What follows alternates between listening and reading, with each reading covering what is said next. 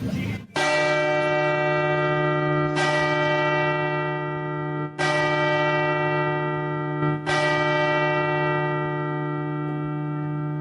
time to talk sports. It's Hacksaw's Headlines, a panorama of the world of sports, stories, comments, and opinions. Now, here's iconic sports talk show host Lee Hacksaw Hamilton and co-host John Riley.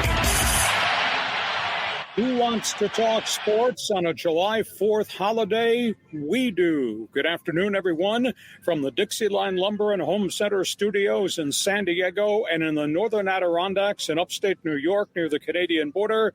This is Lee Hacksaw Hamilton, along with my co-host back in our studio, John Riley. Happy July 4th holiday. We welcome you to Hacksaw's Holiday Cookout. John, good afternoon. I've done talk shows from a lot of strange places. This one takes the cake. We hope we can get this in. We hope we can welcome you on Fans Forum before the rains and the thunder and the lightning comes from the northern Adirondacks. How you doing, John? Hacksaw's Holiday Cookout. Man, this is fantastic. I mean, this is how I want to spend my 4th of July. Man, I'm doing great, Lee. Nice to see you. Got a good backdrop. Ready to talk sports with you on Independence Day. It's outdoors. We hope it does not rain near my cottage. If it does, we'll go into a rain delay broadcast. Our broadcast is brought to you by DIXIELINE Lumber and Home Centers, 9 stores in San Diego to serve you. If you've got projects, they have all the materials. If you're looking for ideas, DIXIELINE can act as your consultant. And by North County Eye Center of Poway and Escondido, we're all going to need help with our eyes at some time, regardless of where you live in San Diego. They are offering you a free vision test right now at North County Eye Center and a discount on eye frames. Give them a call. Tell them Hacksaw sent me, North County Eye Center, Poway and Escondido. John, couple of business items before we get started. X marks the spot. If you're involved with X, aka Twitter, I want you to become one of my followers. Just hit the follow button at Hacksaw 1090, at Hacksaw 1090, at Hacksaw 1090. Have you joined Hacksaw's Insiders Group? Go to my website. It's right there listed right at the top, LeeHacksawHamilton.com. Fill in the orange box on the homepage. You'll get emails of all the different things that we are offering. We want you to share. We want you to subscribe. We want you to tell everybody. And when you subscribe, you'll get the notifications every time we put something up on our YouTube channel, which is almost every day of the week. And when we're done, before we get into a rain delay, we're going to invite you to jump on board, become part of Fans Forum. John Riley is the one that created this for the fans. John, how do they join us on July 4th? Okay, so if you want to join the Hacksaw Holiday Cookout and you got questions for Lee, just type him in the live chat on Facebook, X, or YouTube. We'll get you involved in Fans Forum. And a reminder, we have done this podcast in a couple of different cities. We've done it from California to Oregon. We did it from California to Dublin, Ireland. So if we can execute all that, we can do it here from my cottage in the northern Adirondacks right near the Canadian border. John, a lot of topics on the table. The hot button topic right now might be Padre baseball, might be Dodger baseball. Where do you want to go? Baseball, hot dogs, apple pie, and Chevrolet. Here we go, Lee. Let's talk first of all about the Padres. They're wrapping up this road trip in Texas. They come home. They have a chance to put a streak together. You know, they have won 10 of their last 13, John, but they've not made up a lot of ground on the Dodgers as they got set for fireworks on July 4th. They were still 7.5 back. And the Dodgers and the Atlanta Braves, who they're chasing for the number 1 seed in the wild card spot, all have big games in hand on the Padres.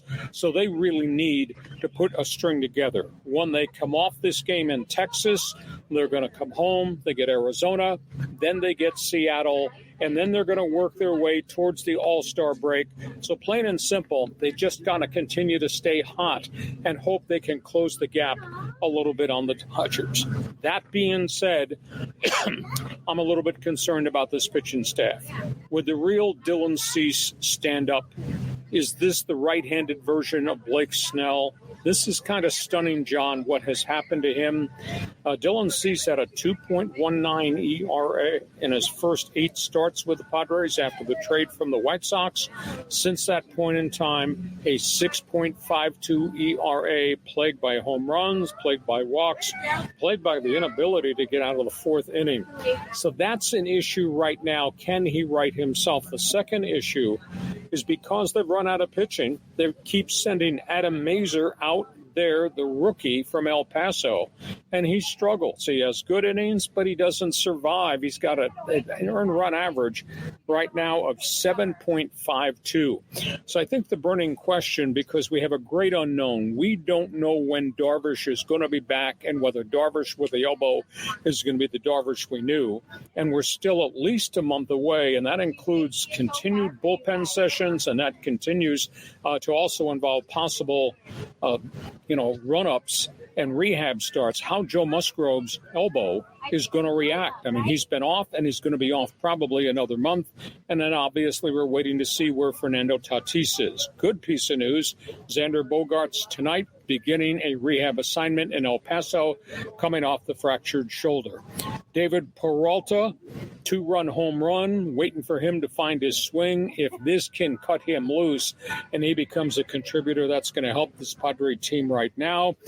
Hey, how about the cool news? Profar, Tatis named the starting positions for the All-Star game in a couple of weeks. Profar will start in left. Tatis can't play, but he'll make an appearance. Then we're going to wait as they choose the pitching staff. Robert Suarez will get chosen. And I think the Rookie of the Year candidate, Jackson Merrill, has to be chosen too. Spinning back to the first topic, which is the pitching. Cease, Mazur, the unknown with the 2 right-handers, Darvish and Musgrove, and the phone calls that A.J. Preller and his scouts are making while they're on the road looking. Of the pitchers that are out there that might be on the trade block before August 1st, Zach Eflin, Tampa Bay, might be on his way out. Surprise story, Colorado's top pitcher this year in a miserable season, Cal Quantrill, has evidently been put on the trade block. The Angels, Tyler Anderson, journeyman, he could be on the trade block, as well as Sean Manaea. The issue is 3 of the 4 that I just mentioned are ex-Padres, and I don't think you're going to get them dirt cheap. So the question is, do you pursue Zach Eflin, who Preller traded a long time ago? Do you pursue Quantrill, who's really evolved into a rock-steady, very steady starting right-hander? Do you take a rental on Sean Manaea? And at what price do you pay to make those deals go through? So, John, I posted a lot of things on the Padre bulletin board. It's your turn back in San Diego. Give me an opinion or 2 or 3. Well, last I checked, the Padres are up 2-0. It's the Jerks and Profar game. He's scored 2 runs, hit a laser beam homer, and threw a guy out at home plate. So he's earning that all-star bid. You know, it's interesting that you brought up Cal Quantrill, because remember AJ, I think, picked him like number 7 overall, even though he was coming off of, what was it, Tommy John or shoulder surgery or something, but they had all this confidence. Yeah, at Stanford. So, you know, he ended up going to Cleveland. He did all right. I'm surprised he hasn't stuck in Cleveland. That might not be a bad guy to pick up. But to your point, I don't know if we can count on Musgrove. I don't even know what's going on with Darvish. Mazur went 4 innings, gave up 4 runs, and they still kind of won. So, yeah, they're kind of piecing it together like MacGyver with duct tape and baling wire. I guess the burning question, though, can you trust this rotation if there is no Darvish and if there is no healthy Musgrove? Do you believe the second half of the season you can live with this rotation and then qualify for a wild card spot? And do you trust this rotation to be able to win a couple of wild card games so you can go to the second round? It's a big, big issue. And then what complicates it, obviously, is ownership's public stance. You're not trading any more hot prospects. And by the way, we can't really take on very much more salary, although some of these guys I don't think are knocking down significant amounts of money. So that's where we are with the Padres. Let's go from that. Let's go to the Dodgers. Shohei Ohtani is not going to go to home run derby. He's going to continue to rehab that right elbow. Obviously, there is concern with the amount of stress a player puts on his body during home run derby.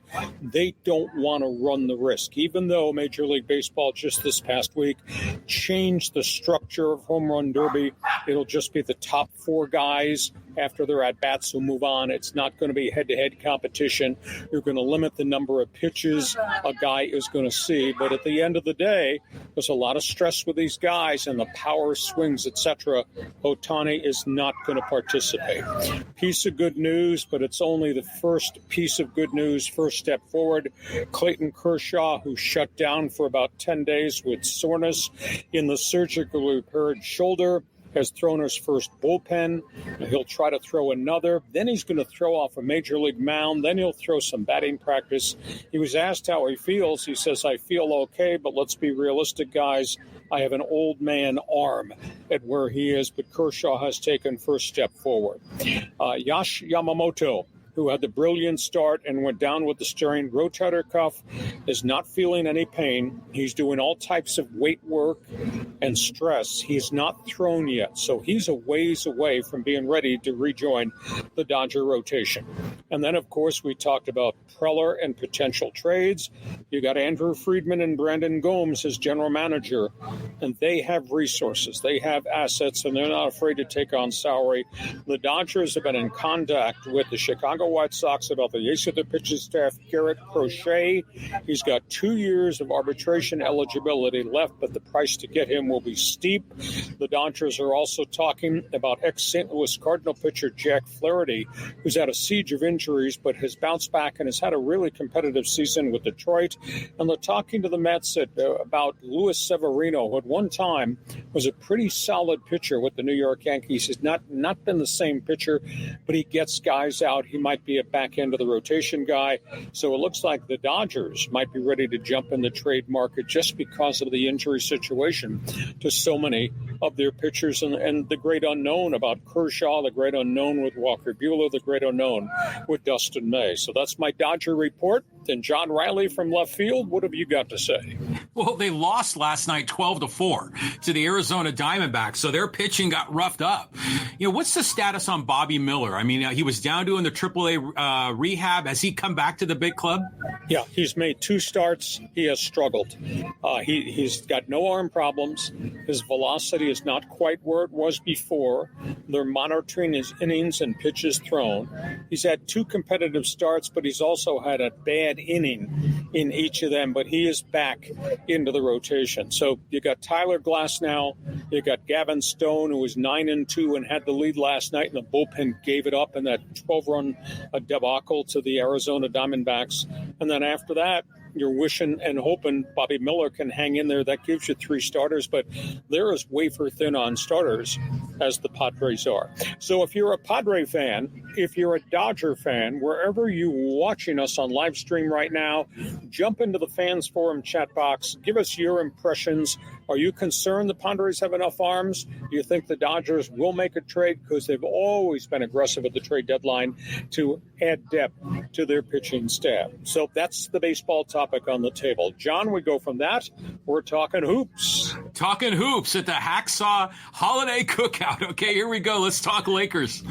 Lakers basketball. What a strange week. What a strange 10 days for the Lakers. This all started, obviously, with the hiring of J.J. Redick as the head coach, and then the draft. And not so much what they took with the first-round pick, Dalton KNECHT, the three-point shooter from Tennessee, but what they did at pick 55, the selection of USC part-time guard and LeBron James's son, Bronny. They held the press conference for the number 1 and number 2 draft picks, and it was really strange to watch, John. It was almost as if Dalton KNECHT was an afterthought at the press conference. Nobody wanted to ask him questions. They wanted to talk to Bronny. They wanted to talk to Bronny about his dad, LeBron. To me, it was a really strange first time meeting these guys press conference. Bronny tried to handle it correctly. He said, I give thanks for being given this chance. He was then interrupted by the general manager, Rob Pelinka, who then chimed in, we're not giving you anything, you've earned this. To which my response watching it was, what did he earn? He went through one workout with the Lakers. He went through a couple of workout scrimmages against rookies in the NBA draft championship. What did he earn to get this? And then the complicated, John, and this kind of really stunned me, because you and I have joked and used the word about, oh, that's a legacy draft pick. You know, dad plays for the Lakers, so we'll take the kid. So they took him at 55 when nobody else was going to draft him. So they took him, and they just gave him a 4-year guaranteed contract as the 15th guy on the roster, the last guy on the roster, and there's no two-way clause. It's not that he's going to go to the G League unless he approves it. He wound up getting a 4-year, $8 million guaranteed contract. Nobody gives guaranteed contracts except to this, the legacy son of LeBron James. So that to me was really strange. And of course, then that was followed by LeBron signing his 2-year contract extension with an option for a third. 2 years, $102 million. He gave the Lakers a little bit of a discount, so maybe if they could go get another veteran player, but they've absolutely failed at that. It also includes a no-trade clause. Bronny didn't want to talk about the word nepotism, which I think is kind of an unfair thing. The kid's got an opportunity. Give the kids some breathing room and space, and let's just see what kind of player he is. However, I'm going to throw this out to you.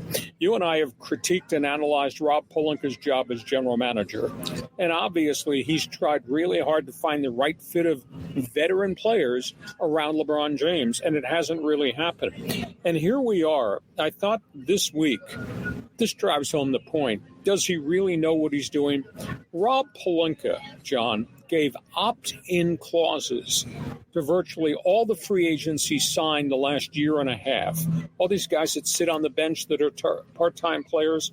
Why would you give opt-in clauses to D'Angelo Russell, who was sitting there on the street a year ago unemployed? Why would you do it to Cam Reddish, to Jackson Hickson, to Jared Vanderbilt?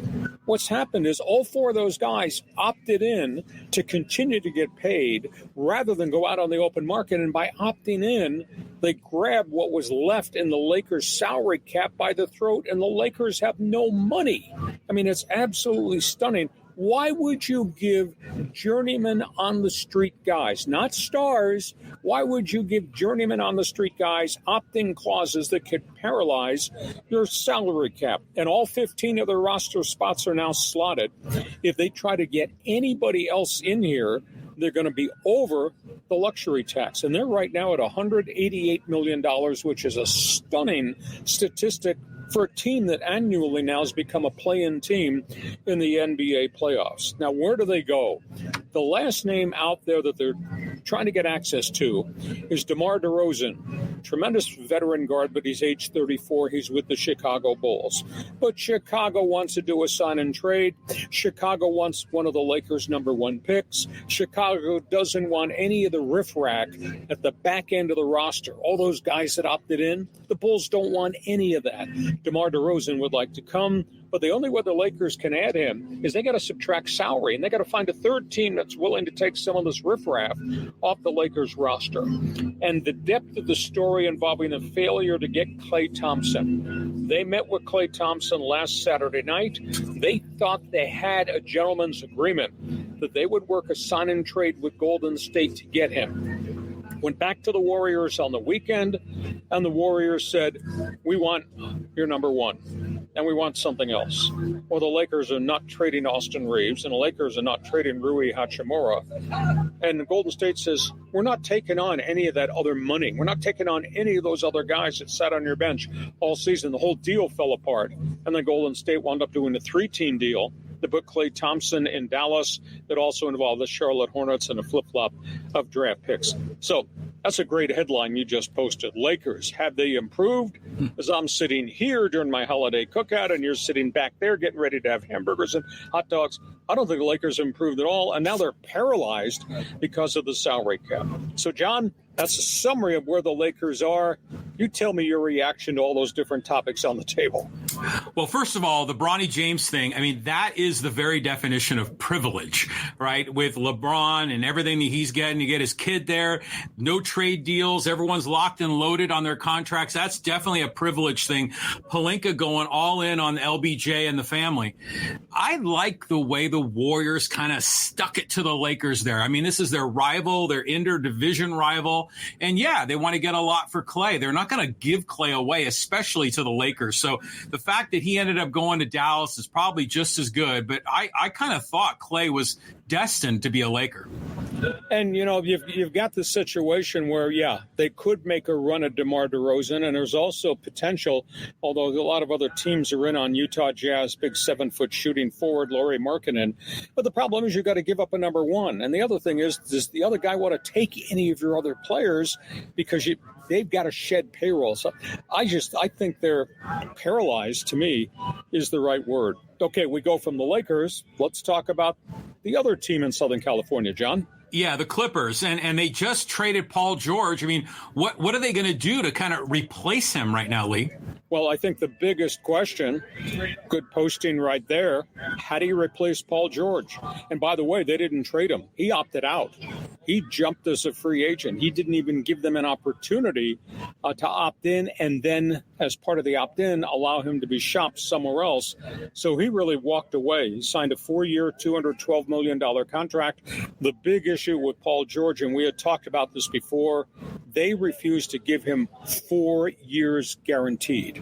You know, after Kawhi Leonard agreed to a 3-year guarantee, the general consensus was, let's hold this team together. Let's see if we can make another run if we get everybody healthy. And then Paul George goes out and demands 4 years across the board in his pocket. And the Clippers said, absolutely not. So that's the burning question. You know, how do you replace all the things that Paul George brought to the starting lineup? Second big question for me, I'm sorry. I'm a big Kawhi Leonard fan. But you please tell me somebody who's got chronic problems with his right knee gets clearance to go play in the Olympics with a whole NBA season to follow, considering he missed so much at the end of the season and his absence was so costly in postseason. I just don't understand the Clippers allowing that to happen.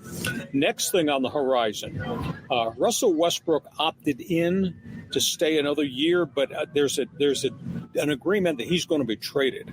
I hear he's going to be in a sign and trade, and he's going to wind up maybe going to the Golden State Warriors, or he's going to go to the Denver Nuggets because they just lost their lead point guard, Kentavious Caldwell-Pope, who jumped to Orlando. There's another sign and trade that the Clippers are working on, and this is for a pretty good player, but this is a guy that's got a lot of controversy. His name is Miles Bridges. He scored 17 points a game, but he's had problems off the floor with domestic abuse. He sat almost a full calendar year. It's an issue. What kind of guy are you bringing in? The other issue is the price. And I'm not so sure I like this trade. The rumor is Miles Bridges to the Clippers for shooting forward Norman Powell, guard Terrence Mann, and draft picks, because you have to make contract values match. I don't know about the kind of citizen he is, and you're giving away, I think, a pretty good player in Norman Powell. And then on top of that, if you bring Powell in, if you bring Bridges in from Charlotte with his track record of problems off the court, they just got a guy who missed a whole year with problems off the court in the guard, Kevin Porter from Houston. He was suspended for a whole year. He couldn't play in the league last year. Just been reinstated. He wound up going to Greece. He got arrested. He got suspended for a whole calendar year. So you're bringing Porter and Bridges in, kind of tainted backgrounds there. And by the way, I have not met anybody yet of the media guys that I interact with that can believe the Clippers gave James Harden 2 years, $70 million, $35 million a season for a guy that's obviously in the twilight of his career and a guy that always fades in postseason play. So, John, I shot a bunch of three-point shots. I hit most of them. Give me your put-back rebounds to the comments about what's going on with the Clippers. Yeah, of course you hit most of your three-point shots. Yeah, I like to see you out there playing horse, Hacksaw, at the Hacksaw Holiday Cookout. You know, one of the questions I have is, why do we see sign and trade deals in the NBA when that dynamic doesn't really play as much of a role in the other sports? Well, it's something that it fits the collective bargaining agreement, although there's a new thing called the CBA apron, which allows you to go above the luxury tax, but there's all types of restrictions. If the Lakers go above 188 million luxury tax, sign and trades go away. There's a penalty that goes away. The exemptions, mid-level exemption, the rookie exceptions, all that stuff goes away if you go over the apron. And if you go over the second apron, which would be like $200 million, you lose your first-round draft pick. So they've put this in as a cost control. Sign and trades have been part of the NBA more recently, but it's not something that's used a great deal. But here, you keep the player with the promise you're going to trade the player, and you get some form of compensation back for the player, like a Russell Westbrook. Maybe it's a number one pick, maybe it's a young prospect, maybe it's a bunch of number twos down the road. So sign and trades are part of the NBA's collective bargaining agreement, but that stuff is starting to go away because of the new quote, apron rules that have just kicked in. And by the way, there'll be a couple Molson Canadians here at the side court if you want to show up, and we'll shoot threes and see which one of the old dogs still has it. I would love that. That we should just do a podcast out on a court and have a great time. People would love seeing that one. Hey, hope you're enjoying our podcast. It's brought to you by DIXIELINE Lumber and Home Centers. If you're building projects for the summer, looking ahead for things in the fall, think DIXIELINE Lumber for all your materials, and think DIXIELINE Lumber when it comes to time to seek out some advice, some ideas that can act as consultants. DIXIELINE Lumber Home Centers, 9 locations in San Diego to serve you. Brought to you by North County Eye Center of Poway and Escondido. We will all need help with our eyes, whether it's just a vision test, whether it's new glasses, whether it's contact lenses, or if you have other significant problems, glaucoma, you need cataract surgery, you have a problem with styes or pink eye. They have 11 specialists there to serve you. And to get right now a free vision test, all you need to do is pick up the phone and give them a call. Does not matter where you live across San Diego County. Free vision test and a discount on eye frames. Where? Here. Make sure you tell them Hacksaw sent you. North County Eye Center, Poway and Escondido. A couple of program reminders as we get ready for the second half of our July 4th Hacksaw Holiday Cookout. I'm, of course, at my cottage in the Northern Adirondacks near the Canadian border in upstate New York. John Riley, is anchoring back in our studios in San Diego. X marks the spot. You people are all on Twitter. I want you to join my all-star team. X marks the spot. Follow me at Hacksaw 1090, at Hacksaw 1090, at Hacksaw 1090. Second item. What's wrong with you? Have you yet to join Hacksaw's Insiders Group? We're over the 300 mark right now. Whole bunch of things we're talking about doing with our followers. Just go to my website, LeeHacksawHamilton.com. Fill out the orange box right there on the homepage. Register. You get all the emails of the special events and things that we're planning. Hacksaw's Insiders Group. And when we're done, we're looking for first-time callers, long-time listeners. We're looking for lovers and haters. You're going to pick the topic. You are going to pick the topic in Fans Forum. John, explain to everybody. We might even offer them beers here at my podcast headquarters about Fans Forum. Yeah, Hacksaw haters, Hacksaw lovers, this is your chance to get involved. Yeah, so just type in your comment or question in the live chat on this live stream on Facebook, X, or YouTube. We'll get you involved in Fans Forum. There's always a lot of people that have a lot of great things to say. And we want you to subscribe so you'll get the alerts every time we put something up on our YouTube channel, and we do that a lot. And we want you to share. Tell all your friends who we are and what we're doing. Our bonus podcast on Monday, and of course our Thursday podcast, our Hacksaw Holiday Cookout here from the Northern Adirondacks. Let's go to the second half. John, you want to talk a little pro football.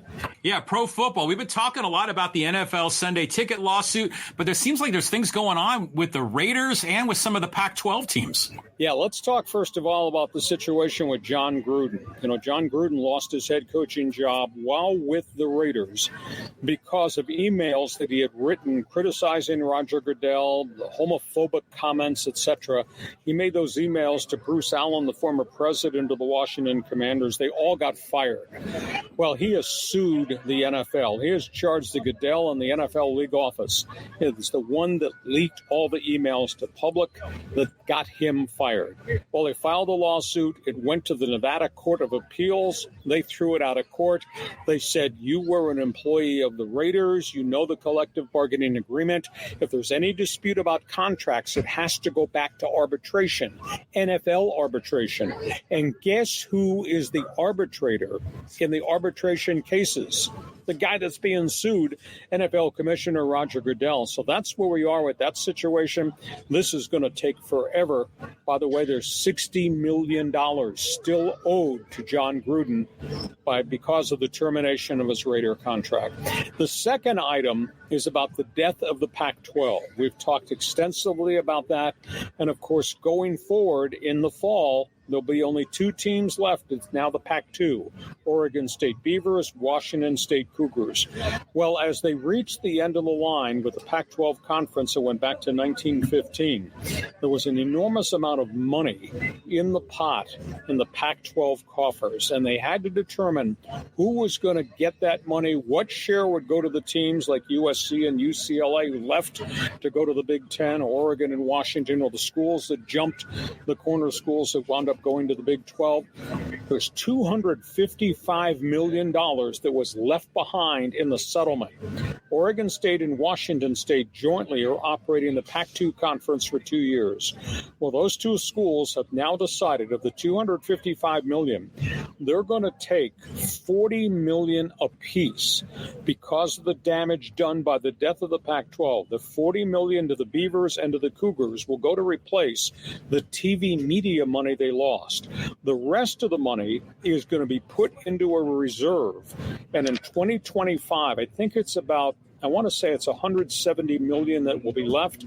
That $170 million will be left to be used to lure whatever schools are going to come back in the rebuilt Pac-8. They're going to add 6, and that could be the Aztecs, and it could be Boise, it could be Fresno, it might be Air Force, it may be some of the top schools in the Mountain West, and then whatever else is out there that they might be able to cherry pick, that's what they're going to use the $170 million. So it's a really interesting story how Oregon State, Washington State, who've been badly damaged, are going to be able to get some of this money back from the Pac-12, and then they're going to put the rest of it in reserves to use to sales pitch the 6 other schools are going to try to lure after the 2025 season. So, John, your reaction on the Beavers, the Cougars, and the Raider Nation?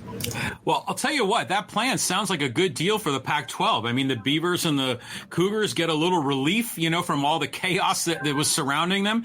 And, yeah, they can buy out some of these other contracts to get some teams in. I want to see a good West Coast conference, and some of those Mountain West teams like the Aztecs deserve to be promoted. I just hope that it becomes a Power 5 conference and not simply a second tier. Well, you could argue with me at great length, but the problem I have, it sure looks like, it talks like, it walks like Mountain West 2. Does not look like Pac-12. And, to be a Pac-12 team, you're going to need big-time NIL money. And I don't really see that NIL-type money, and I don't know what kind of TV contracts they're going to get going forward if they become part in 2025 of the Pac-8. And what's your take on the whole Gruden situation? His opinion is, I was not in the NFL when these emails were written. I was an employee at ESPN. I should have never been fired. And how dare you leak these emails, etc. I think Gruden's lawsuit has a leg to stand on, John? Well, Gruden's a bum. I mean, I used to kind of like him, the whole Chucky thing, and we liked him on television. But the more we're learning about this guy, I mean, I'm glad he's gone. But Lee, did you say he's still getting paid on his deal? There's $60 million unaccounted for that has not been paid for because he's in the middle of this lawsuit. That's what this lawsuit is all about. Not so much just the hatred for Roger Goodell and what happened in the NFL, But the fact he is owed $60 million from the remainder of the Raiders contract, and the Raiders could be off the hook if the Gruden thing goes down the drain. Okay, those are all things NFL. Go ahead and laugh at the guy if you wish. No, I was just going to say, though, that I want one of those jobs. I want to be Monty Williams, and get big money and not have to work. You think that's doable? Anything's possible, John, in this day and age. Hey, Raider Nation, you're a fan. Get on the phone. Get on into the chat box. Tell us your impressions of Gruden's public stance. I was not working for the NFL. You don't have a right to take my job away after I got hired, because those emails I sent were while I was an ESPN employee, as sleazy and slimy as those emails were. From football, John, Hockey Hotline is open. Canada Network will be joining us shortly. Go ahead. Yeah, here we go. Free agency. 133 players make a move, Lee. That's unbelievable. This is amazing. The salary cap in the NHL just went up. We saw the unbelievable TV ratings for the Edmonton Oilers, Florida Panthers Stanley Cup final. All-time record, that went up. And now the payday for the players. This was staggering. If you look at these names, I'm going to go through the best names on the board that changed teams. 133 players changed teams in the first 2 days of NHL free agency. John, the league collectively spent $1.2 billion in the first 2 days with contracts. Now, there are questions you have to ask. Las Vegas let their 42-goal scorer, their top veteran, Jonathan Marchessault, go. He wound up going to the Nashville Predators. That is stunning. They also lost a couple of defensemen, traded a goaltender. Vegas just not quite the same hockey team right now, but they did not want to give Marchessault $8 million this season. Winnipeg, you trade a number one draft pick and other assets to try to make a deal, and you rent Sean Monahan, and you let him go at the end of the season. He scored 32 goals. He goes to the Columbus Blue Jackets. Winnipeg just elected not to give him a 6, a 7, or an 8-year contract. Bad 24 hours in Vancouver. Hey, Canucks, you traded number ones and number twos to get Elias Lindholm, and he played really well for you in the postseason, to get him out of Calgary. And because of the cap issues that you got, you couldn't offer him the kind of contract. He went to the Boston Bruins, as did their top defenseman, or maybe I should say top second defenseman in the playoffs, Nikita Zadorov. He went to Boston. Now, both those guys got mega contracts, and the Bruins have added some real zip and physicality to their lineup. But this, to me, it's devastating to the Vancouver Canucks, who were just a surprise team last season. Tampa Bay, I don't rationalize how you treat a Hall of Famer like Steve Stamkos the way you did. He's been a lifer in the Sunshine State. John, he scored 555 goals in his career. He's going to the Hall of Fame in Toronto the minute he hangs up the skates. They didn't re-sign him, and he wound up going to Nashville also with Marchessault on a 4-year, very affordable contract. Why would Tampa Bay do that? Meanwhile, the LA Kings, they got burned. They lost one of their better defensemen in Matt Roy. They lost one of their checking centers in Blake Lizotte. The Anaheim Ducks, please explain to me. They had all these draft picks. They had over $30 million in salary cap, and they did nothing. They signed 2 back-end journeyman players who are not game changers as free agents. They lost Max Jones, their more physical power forward. They still have John Gibson, the goaltender, who's kind of chained to the goal post in Anaheim and not playing. I just don't understand what their general manager has done, and I'm not the only one. Now people around the NHL are starting to question just the whole method of operation of Pat Verbeek, and of course they had the surprise first-round draft pick, and none of those guys are NHL ready to play. And on top of that, what happens in Anaheim stings what happens to the Gulls, and the Gulls lost their top 4 veteran journeyman AHL players who all left within about a 2-hour span on the first day of free agency and went other places. So right now, it's like Anaheim's fans are being sentenced to another year of 45 losses because they just did not add any veteran players. They didn't add any game changers to the stockpiled group of young players that they've force-fed. So not good. But what a wild 48 hours in the National Hockey League. So, John, jump in there with your best slap shot. So 133 players in 2 days. That's what, like 4 a team, right? I mean, that are moving around. That's unbelievable. It's weird how some teams are spending like drunken sailors. You know, they're binging on all this money flowing into the NHL. And yet Anaheim didn't make a move. I mean, are they going to just keep rolling out the kids and hoping they can grow up? There's nobody left on the draft board. There's nobody left on the free agent board that's going to be a difference maker. And I really felt, and I subscribed to all the things Pat Verbeek was doing to try to fix the roster. I can't subscribe to this any longer because you've got no veteran players. And you've got the goaltender who I thought could have been a pawn to go get some veteran role players up front, and they didn't do it. And they had $30+ million in cap space. I would have thought they would have gone out and tried to rent a couple of veteran players that might have been difference makers, but they didn't do any of that. And they had a nice run in the draft, but all those guys are 18 and 19, and they're not ready made to play in the National Hockey League. Hell, they're not ready to play for the San Diego Gulls. And then to let the Gulls' top 4 veteran guys leave, whom the Ducks had signed to place here to be stabilized, to let those guys go, I just don't understand it. So, Hockey Hotline is open. Feel free to jump on board in Fans Forum. You have an opinion about what just happened. See, I told you should have continued to skate. Hell, you could have made $8 million a year and been one of those 133 free agents assigned in the first 2 days. Hockey Hotline, the chat box is open. Feel free to jump on board. So we go from all of that to just a devastating week in soccer. Yeah, Team USA kind of really laid a turd in the Copa America tournament league. Boy, those fans were abusive. You know, this was supposed to be the ramp up to the excitement for the 2026 World Cup, this Copa tournament, because all these games were played here in the States, home field advantage, if you will, for Team USA. You know, and they came out of the gates and they stomped Bolivia in the first game, and you looked at the roster, and we had talked extensively about Christian Pulisic and how he's grown as a player and a man, as a leader, and we saw the young guys, and they all played well against Bolivia, and then they got mugged in the back alley by Panama. And then they got beat by Uruguay. And the referees in both Games 2 and Games 3 have come under enormous criticism. And in the second half of the loss to Uruguay that eliminated them the other night, all you could hear was not the fans cheering. All you could hear was fire Greg, talking about Greg Berhalter, the head coach of Team USA, who was brought in to rebuild this roster. I'm going to take a different stance, and this might not be very popular. But the last I checked, it's my podcast, although you are entitled to an opinion in the Fans Forum. You need time to build and grow young players. And he jammed a lot of young players on the pitch to go with Christian Pulisic. One of them, Balogun, got hurt in the game against Uruguay.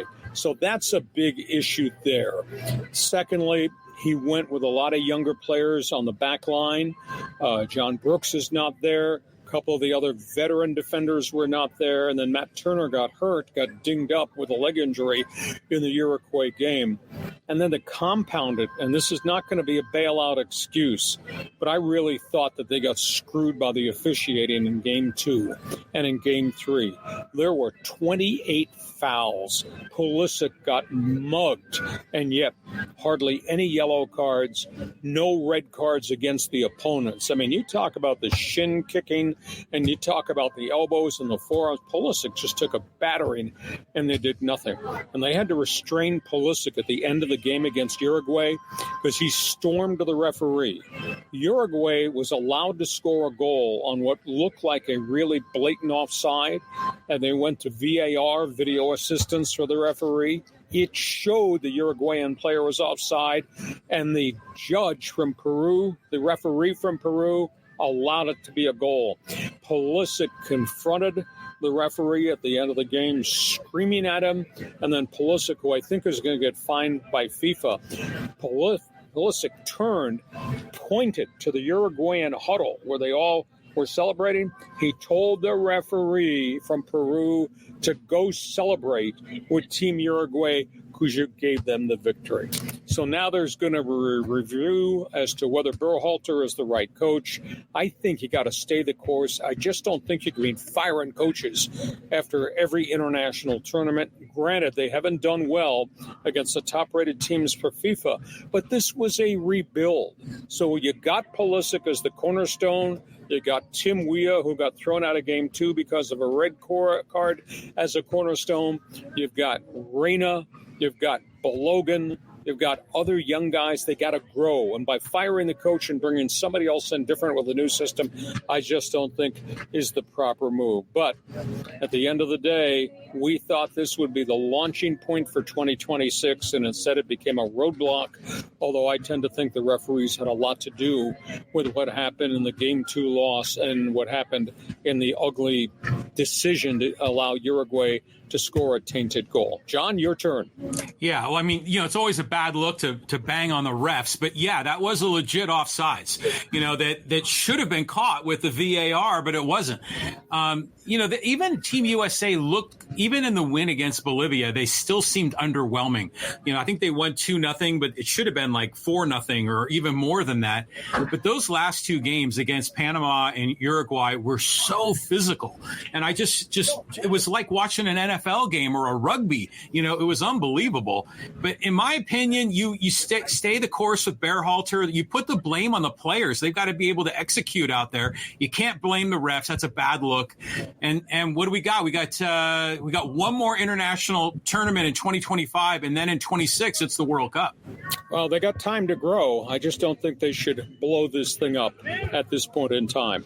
Hey, Hacksaw's Holiday Cookout podcast from the Adirondacks in upstate New York is brought to you by DIXIELINE Lumber and Home Center Stores. 9 locations to serve you in San Diego. You got projects. We invite you to get your materials and ask for advice at DIXIELINE. And by North County Eye Center, Poway and Escondido. Does not matter where you live in San Diego County. If you need an eye exam, now's the time to call North County Eye Center. Free eye exams and a discount on the frames for glasses. And of course, if you need help, we want to remind you, North County Eye Center with 11 professionals to help you with the more serious things. And make sure when you call, you tell them Hacksaw sent me. John, it's your turn to take over as you broadcast from left field. It's what we call Fans Forum. Anybody got any opinions on this holiday, or are they just all drinking beer? I think everyone's having a good time on the 4th of July, Lee. I have a question that I want to kick this off. I'm going to put you on the spot. What's your take on AM 760 getting rid of Darren Smith? Typical management move. Corporate management has ruined sports talk radio in San Diego. I found out about this the other night, just after, quote, it became public. I was really stunned. Good guy, conscientious, consistent, steady, intelligent. He was a teammate of mine at the mighty 1090 for an extended period of time, landed on his feet over there. I just don't understand the whole rationale. No, I do understand the rationale. Your contract is up, regardless of who you are, how much money you made. Your contract is up, you're gone. Whether it was Darren Smith, a good guy who'd been in this market a long chunk of time. Before that, the coach, John Quintera. Before that, my friend Scott Kaplan. Before that, because I was the first one out the door, Hacksaw. It's just a terrible way. There are so many good sports talk guys on the street in this market without a job. We're looking for somebody who would like to get into the radio business and be a leader, put us on a good signal. Of course, there's an all-star team of talk show hosts that are out there available. But it's what management is doing, and management, to me, has just wrecked the marketplace from something that was really, really special. Yeah, I mean, I always liked Darren and Marty, and there's a good crew, and they had a different perspective on sports. Sometimes we talk about societal issues on their show, which was great. I was watching Kaplan and Crew on YouTube, and Scott went and told the whole backstory about how Darren was, I guess, a producer for ESPN back in the day, and then was the producer for Scott and BR, and then finally he said, to Darren, he says, we've figured out the blueprint on how to do this online in the digital space. And I'm watching, I'm going, yeah, Scott, you've done a good job building it, but Hacksaw's doing it too, and we're getting out there with some more content. But yeah, there's a lot of good people here in San Diego that have a lot to say, and they're not on the radio. And there's a lot of good management people that we've all worked for at the original 690 and then at 1090. But again, you need resources, you need ownership. This is a very different, and nobody talks about this, this is a very different advertising market now that has really gone south, whether it's TV advertising revenue, whether it's radio revenue. There's a lot less dollars around to go to the stations, and this is not an easy format to finance. It is a very expensive format. So we've talked amongst ourselves. Each of us are on different threads on social media about how does this change? How can we make it different? But you need leadership that will step up and say, I want to be the management. I can find the financing. Then you got to find the signal to make the whole thing go. So that's my theory. We'll do a whole separate entity show one of these days just on the history of sports talk radio in San Diego. I'm sorry, I'm biased. It's not what it was once upon a time because of corporate management. It's on them. But what we're doing on podcast work. So, John, we got anybody on a social media platform wants to join us? Yeah, we got some comments here. Let's just go here to the fans forum. Let's go to Greg. And Greg says, Lee, we miss you in Seattle, but what are your thoughts about the Mariners' lack of hitting and a lack of willingness to spend money? It is so frustrating up here with their ownership. Well, I spent 3 years up there as a voice of the Seahawks at 710 Cairo and had a great time. I don't have many regrets, but I had an opportunity maybe to go up there and move my talk show up there and stay as a voice of the Seahawks. And at that point in time, I just wasn't able to execute and out for my contract in San Diego. They got a great guy doing the Seahawks. One of my longtime friends, Steve Rabel, longtime receiver, was the color analyst, and just a great person. The Mariners have kind of a unique situation with management, and Jerry DiPoto is their general manager, and he, of course, used to be here in Southern California, and he's always a wheeler dealer, but he's never been able to execute a big blockbuster deal. It's never been the same franchise, and I thought they had really arrived when they had Ichiro Suzuki, and remember the year, I think they won 116 games, but they've tried it with free agency. It hasn't worked. They've tried it through the farm system. It's marginally worked. I guess the burning question, should you be in a Pacific Northwest great market where you're raising, you're operating with a $143 million payroll, or maybe you should be better served to be $170 or $180 million payroll. It's a big issue. They do have a really good young pitching staff, and most of all that is homegrown, but it's just not the complete franchise at this point in time. Hey, Greg, good to have you on board, and thanks for following. Hope you'll continue to stay with us on our podcast. John, next question.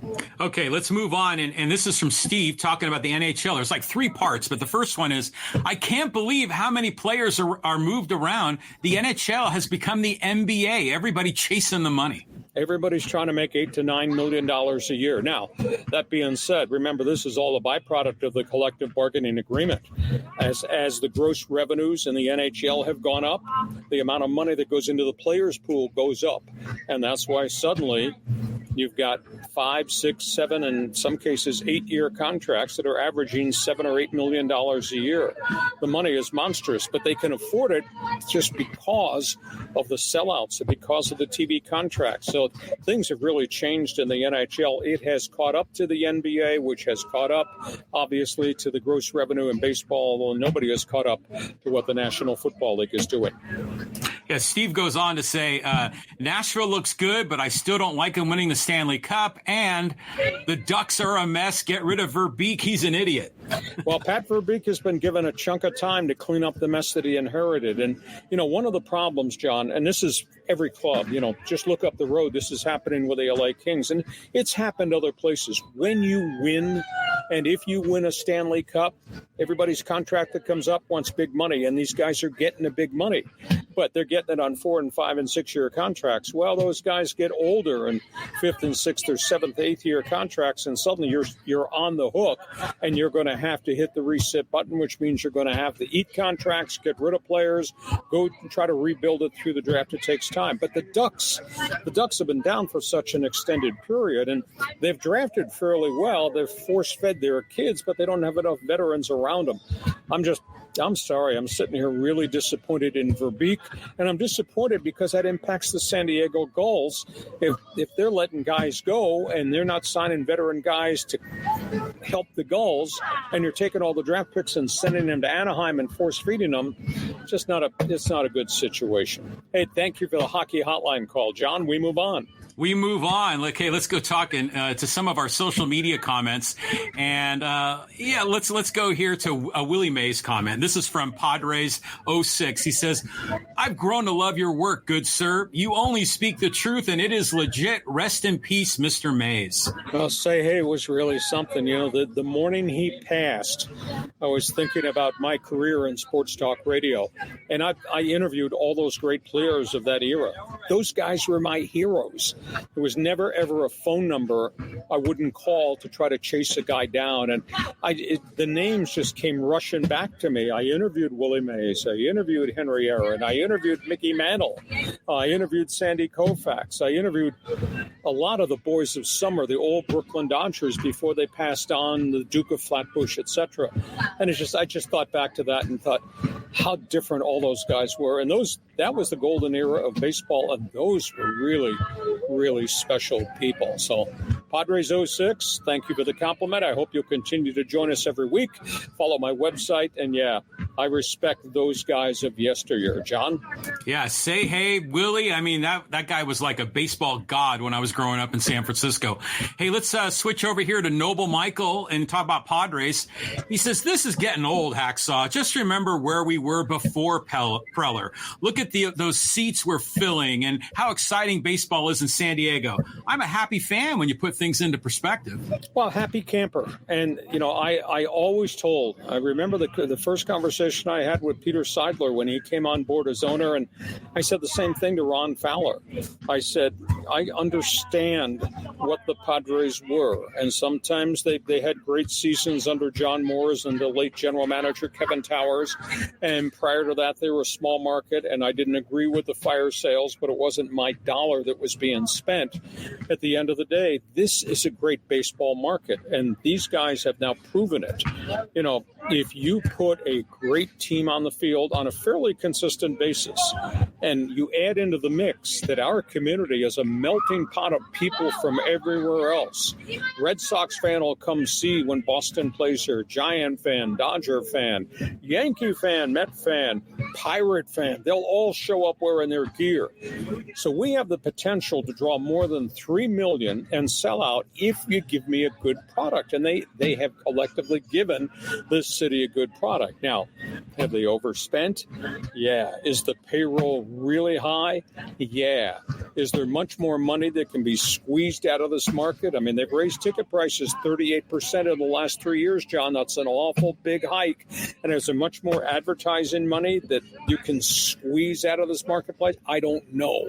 That's the big issue. But the fans are seeing a good product, but a good product should be, pal, we're going to play a bunch of games into October, and geez, can we get to the World Series?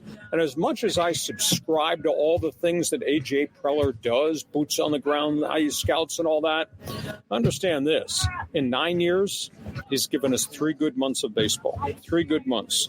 The year we chased down and beat the Dodgers in the playoffs, the year we went to the National League Championship Series. The other years have been disappointments. And as we sit here right now, the Padres are trying to get hot, to put themselves into the chase for first place with the Dodgers, and they make up some ground, then they give the ground, etc. They've traded the farm system away for the 3rd time in the 9 years that AJ's been here. There's not a lot that's ready-made. So I appreciate the fans. I think the fans are having a great time at Petco Park. Organizationally, they've done a really great job to make it an event, and it's a destination point.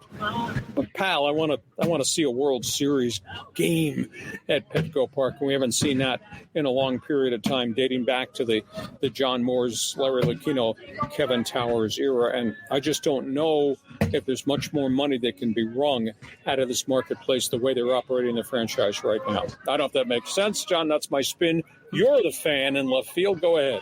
Well, San Diego always supports a winner, whether it's football or NCAA basketball. And, yeah, the Padres, their fans are showing up. The vibe is so much better in San Diego now than it was when our starting shortstop was Alexi Amarista. I mean, back then, those were the dregs of Padres history that we all endured it, watching every game, back on, what was it, probably Channel 4 Padres a million years ago.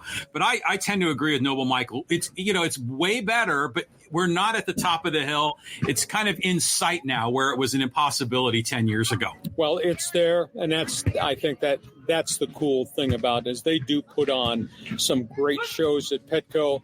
And I've told you, I've sat in that press box when the Padres have these rallies and these big showdown series, and they win some games. And the electricity at Petco Park for baseball is now almost even with the electricity when the Chargers had good teams and we were going to the playoffs or going to the Super Bowl. So the thing is, sustainability. Can they continue to do this? Is there more money out there that they can creatively bring in? Because our marketplace is only 3.5 million, and for them to draw 3.2 million last year was phenomenal, and they'll probably bust 3.3 million this season. I'm just hopeful that there will be games of importance in the month of October. Hey, John, this has been fabulous. We have pulled this off for another time doing our podcast. Just amazing. Hacksaw's Holiday Cookout. I am at my cottage in the northern Adirondacks, right on the Canadian border in upstate New York. And, John, we didn't get blown off the air. We did not lose our connectivity, and the thunderstorms have yet to arrive. So this has been fun. Credit to you for helping get this on. Yeah, right on, Lee. So I hope you and your family have a great Independence Day holiday. Go out there and pursue your happiness today. Hey, and thanks for everybody watching our podcast, brought to you by Dixieline Lumber and Home Centers, 9 stores in San Diego to serve you. And don't forget the special offer from North County Eye Center, free eye exams.